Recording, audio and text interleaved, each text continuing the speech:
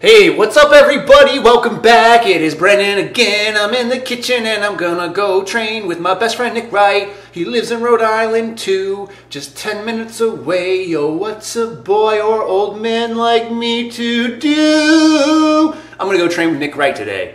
And it is Saturday, and believe it or not, I haven't had any caffeine just yet, but I will be having it soon. It is about 12:05 now, and I'll be meeting up with him at 1 o'clock to train. I think we're gonna hit some deadlifts. I have some bench and some other accessory work to do, but as part of that, I'm not used to leaving my own house to train, so I'm packing some bags and some stuff, but a little bit different this time because I'm really kind of keeping it as basic as possible. Yes, your man Brandon, basic bitch.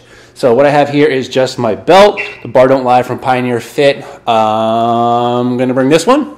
I got my camera bag all packed up with a Manfrotto tripod here. I have one of those other ones that everyone else has, those Joby Gorilla Pod type deals. I just prefer this one in this case for this camera that I'm using today. I also have my secondary camera in there if I need it, and a whole bunch of other accessories just in case. And then I got that Dare pre-workout by Tier 1. I'm also bringing some of this Intra-Flight from my man Nick Bear.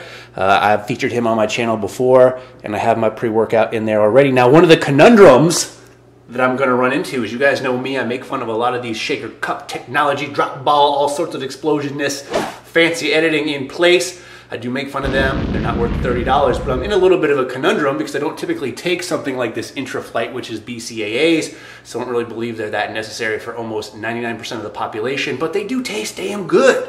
And anytime I do find out I train with other people, I find these workouts take a long time, even though the editing and the videos you see might not necessarily seem like it because things go by pretty quick. But I spend a lot of time just talking to people, picking their brains, talking training, and talking YouTube stuff. So it's going to be more than likely a longer session, so figure why not. Plus again, I want to show some love to my man Nick Bear and show some love to Nick Wright. Just different kinds of love.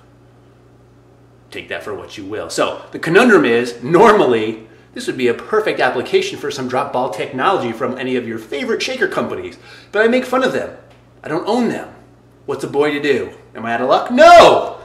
I just bring something in a little baggie and I don't have to pay $30 for a fancy shaker that doesn't do anything that necessary. You're welcome.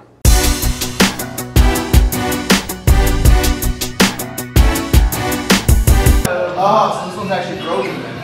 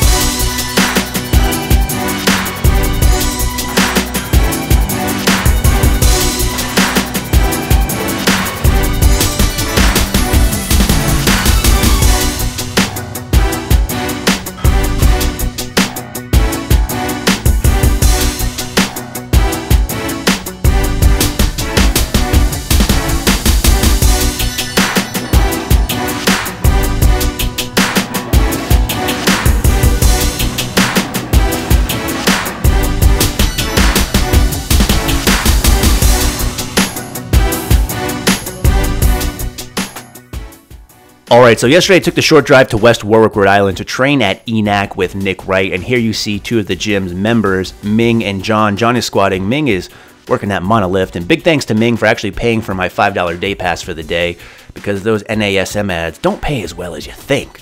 But it was great overall. You also see the owner of the gym, Ron, here, squatting John. John worked up to a new PR on squats of 500 pounds, which I was so lucky enough to spot. Unfortunately, not from behind in this case, but it's really cool to see people go and exceed and smash some PRs. It really motivates me, considering that I remember when the days when I used to hit PRs. Ah, memories.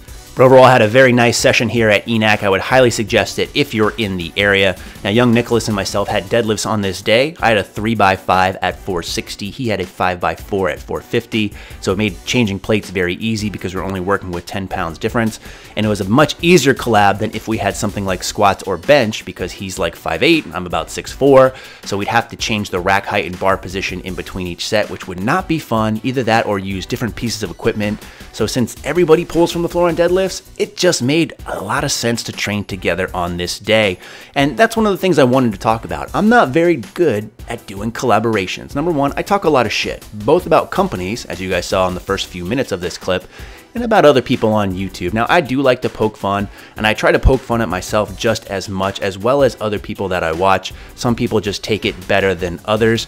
Not to mention, a lot of times with collaborations, people feel the need to go above and beyond. I don't really do that, and that's probably one of the reasons why my YouTube channel hasn't grown so much, but hopefully showing you these videos of Nick Wright humping the air with probably the biggest puzzle piece in the world will help change that. If this doesn't get me subs, I don't know what will. So I don't really care about doing lifting challenges or eating challenges when I collab with people. I just like to get in and train and talk training and talk a little bit of YouTube as well. Now with young Nicholas again, I highly suggest you check out his channel if for some reason you're not subscribed to him, which I don't see why you wouldn't. He has over 200,000. He's been in the YouTube game for a long time, and he probably has one of the most entertaining comment sections out there. So go do yourself a favor and check it out. Read some of those comments. I don't really get all of the hate that he receives. People used to make fun of him for his physique. So what did he do? He went out and won bodybuilding shows. Then they made fun of his strength. So what did he do? He joined the USAPL and medaled in the USAPL. You can't really hate the guy. But you guys managed to, which makes the comment section again that much more entertaining. As always, thanks so much for watching. In the meantime, stay big.